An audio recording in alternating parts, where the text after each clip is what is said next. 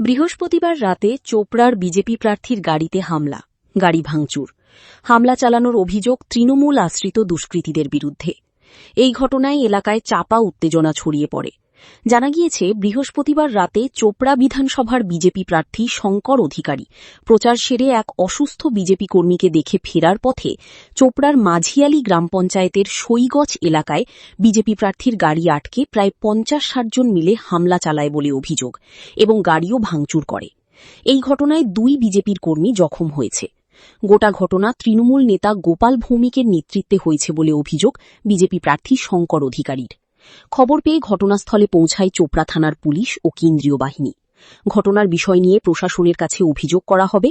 সঠিক ব্যবস্থা না হলে আন্দোলনে নামার হুঁশিয়ারি বিজেপি নেতৃত্বদের। বিজেপির প্রার্থী শঙ্কর অধিকারীর ওপর হামলার অভিযোগ অস্বীকার তৃণমূল নেতা গোপাল ভৌমিকের। পাল্টা বিজেপি প্রার্থী কেন্দ্রীয় বাহিনীর সামনে গুলি চালিয়েছে বলে অভিযোগ গোপাল ভৌমিকের। পুলিশ সমস্ত ঘটনার তদন্ত শুরু করেছে বলে তিনি জানান। আজকে আমি চোপড়া একটা কীর্তন হয়েছিল, সেই কীর্তন থেকে আমি আসলাম। তো আসার পরে আমাদের বুধুরাম সিংহ নামে একজন ব্যক্তি, আমাদের কিছুদিন আগে বিজেপির কার্যকর্তা, ওনাকে টিএমসি কিছু দুষ্কৃতী মাথা ফাটিয়ে দিয়েছিল। তিনি অসুস্থ হয়ে রয়েছিলেন বাড়িতে। তাকে আমি 8:30 নাগাদ দেখতে যাই তার বাড়ি, এবং ফেরার পথে আমাদের চন্দন সরকার ওনার বাড়িতে, আমি ওনার সাথে একটু দেখা করি। তো ফেরার পথে টিএমসি আশ্রিত কিছু দুষ্কৃতী গোপাল ভৌমিকের নেতৃত্বে আমার গাড়ির সামনে বাইক রেখে দেয় এবং পিছনেও গাড়ি রাখে। এতে কি হয়, আমার গাড়ি জাম হয়। জাম হওয়ার ফলে তারা ৫০-৬০ জন মিলে আমার গাড়ির উপরে হামলা চালায়। এই হামলাতে আমার গাড়ি পিছনে আগে সব ভেঙে দিয়েছে তারা। কিন্তু তারা ভাবছে যে এটা করে তারা হয়তো শঙ্কর অধিকারীকে ভাবছে যে ভয় দেখাবে, সেটা যে তারা একবার ভুলে যায়। শঙ্কর অধিকারী কখনো ভয় পায় না, আর শঙ্কর অধিকারী ভয় করে দামানো যাবে না, আর বিজেপিকেও ভয় দেখিয়ে দমিয়ে রাখা যাবে না। তো আমাদের যারা এই সমস্ত করেছে তাদের জন্য আমরা অবশ্যই থানায় দ্বারস্থ হব, প্রশাসনের কাছে আমরা কমপ্লেন করতে যাচ্ছি। হ্যাঁ, এই ঘটনাতে আমাদের 2 জন জখম হয়েছে, আমরা তাদেরও মেডিকেল করাবো। হ্যাঁ, আমাদের ওখানে 5 থেকে 7 রাউন্ড ফায়ারিং হয়েছে। এই ফায়ারিংগুলো কে করছে সেটা আমরা টোটালি দেখতে পাইনি, কিন্তু ফায়ারিং হয়েছে। এটা টিএমসি আজকে দুষ্কৃতীরাই করেছে। আপনাদের গাড়ি? আমাদের গাড়িতে একটাই ভাঙচুর হয়েছে। ওইখানে একটা পিকআপ ছিল, ওটা? ওই পিকআপটা আমার না, আমি আমার গাড়িতে ছিলাম, আমার গাড়িটাই ভেঙেছে। দেখুন, রাজনীতিতে এটা কোনোদিন কাম্য নয়, এটা গণতন্ত্রের হত্যা। একজন ক্যান্ডিডেট নিরপেক্ষভাবে তার ভোট প্রচার করবে, সেটা সবাই জানে, এটা সাংবিধানিক অধিকার। কিন্তু আমাদের ক্যান্ডিডেট যে প্রচার করছে, সে প্রচারে গিয়ে কেউ বাধা দিবে, তার গাড়িতে ভাঙচুর করবে, সেটা মেনে নেওয়া যাবে না। এ থেকে বোঝা যায় টিএমসি তাদের আশা হারিয়ে ফেলেছে। এবং মাঝালি অঞ্চল, আমাদের 8 নম্বর গ্রাম পঞ্চায়েত বিজেপির ঘাঁটি, এখান থেকে বিজেপির চোপড়া বিধানসভা উত্থান হয়েছে। এইভাবে গাড়ি ভেঙে ক্যান্ডিডেটকে মারার চেষ্টা করে বিজেপিকে রোখানো যাবে না। আমরা বিজেপির কর্মী, আমাদের শেষ রক্তবিন্দু থাকা পর্যন্ত আমরা লড়াই করব। আমাদের 2 জন কার্যকর্তা আছে, ইনাকে মারার চেষ্টা করেছে, হাতে দেখতে পাবেন বিকাশ দা ও উত্তম দা। আরও 2 জন কার্যকর্তা আছে, তারা সম্পূর্ণ জখম হয়েছে।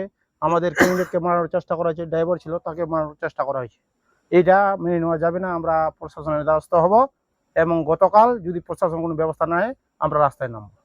দেখুন, আজকে যাকে এখানে বিজেপি প্রার্থী বলেছেন, উনি প্রার্থী বললে তো ভুল হবে, উনি একটা গুন্ডা। বিগত দিনেও দেখছেন ওনার যে রেকর্ড আছে, উনি জেল খাটা আসামি এবং আর্মসহ। এর আগেও দেখছেন উনি ধরা পড়েছিল বাগডোগরাতে, এবং দীর্ঘদিন উনি জেলে ছিল।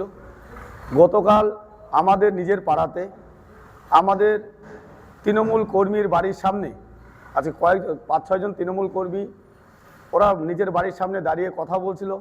এমন অবস্থায় শঙ্কর অধিকারী, যে বিজেপি প্রার্থী, উনি বাড়ির সামনে দিয়ে যায় এবং দেখে নিব এবং জানে মেরে দিব, বিভিন্নভাবে হুমকি দিতে দিতে চলে যায়।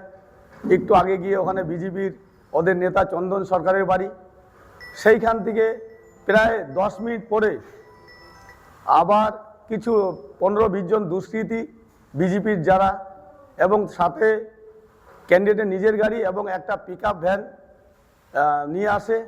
এবং শঙ্কর অধিকারী, যে বিজেপি প্রার্থী, নিজে এবং তার দাদা ভাই, যার নাম সুব্রত অধিকারী, কনভার্ট করে উনি এখন ইসমাইল নাম হয়েছেন, 2 জনেই আমাদের কর্মীদের উপর ফায়ারিং করে, এবং সেখানে সেন্ট্রাল বাহিনী উপস্থিত ছিল, তাদের সামনেই ফায়ারিং করে। দেখুন, এটা তো বিজেপি প্রার্থী যে আসছেন ওনার সাথে নিয়ে আসছেন তার সমস্ত প্রুফ আমাদের কাছেও আছে এবং পুলিশ সেটা তদন্ত করছে এবং সিজার করছেন এবং সেই গাড়ি থেকে বিভিন্ন ধরনের ফেস্টুন এবং আরও অন্যান্য সামরিক পুলিশ কিন্তু সিজ করেছেন গতকাল দেখছেন আপনারা। এবং বিশেষ করে আমি বলবো এই যে বিজেপি প্রার্থী শঙ্কর অধিকারী এর আগেও দেখছেন বিভিন্নভাবে ধুমকি দিয়েছিল যে দেখে নিবে উনি আমাকে, এবং গতকাল আমি আশঙ্কা করছি আমাকে প্রাণে মারার জন্য উনি এখানে আসছিল এবং ওনার ভাই যে এবং উনি যে গুন্ডা সেটা পুলিশ অন রেকর্ডেও আছে এবং সবাই জানে।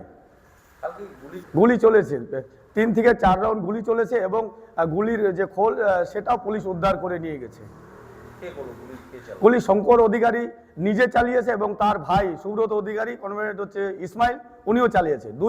দুই ভাই ওনারা গুলি চালিয়েছে।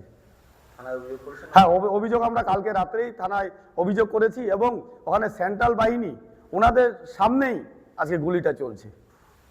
কিভাবে দেখছেন এই সামনেই তো ভোট?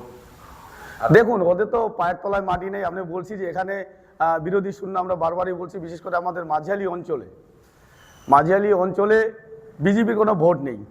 তাই বারবার মানুষকে ভয় দেখানোর জন্য আজকে বারবার তারা গুন্ডা বাহিনী নিয়ে আসছে। গুন্ডা বাহিনী নিয়ে আমাদের কর্মীদের ভয় দেখানোর চেষ্টা করছে রাত্রে। সবথেকে বড় বিষয় উনি একজন প্রার্থী, কালকে যদি ওনার এই সুইগঞ্জ এরিয়ায় ওনার কোনো মিটিং বা রোড শো বা মিছিলের যদি কোনো পারমিশন থাকে তো সেটা উনি দেখাবে। আমরা নির্বাচন কমিশনকে কালকে জানিয়েছি এবং লিখিতভাবেও আমরা জানিয়েছি যে আজকে একজন রাত্রে 10টার দিকে 9টা থেকে 10টার মধ্যে হবে সময়টা, তখন একটা ক্যান্ডিডেট সে 20-25টা বাইক এবং নিজের গাড়ি এবং সাথে একটা পিকআপ ভ্যানে আগ্নেয়াস্ত্র সহ এবং বিভিন্ন মেটেরিয়ালস বোম বন্দুক নিয়ে তারা আমাদের কর্মীদের ভয় দেখানো এবং তাদেরকে জানে মারার চেষ্টা করেছে।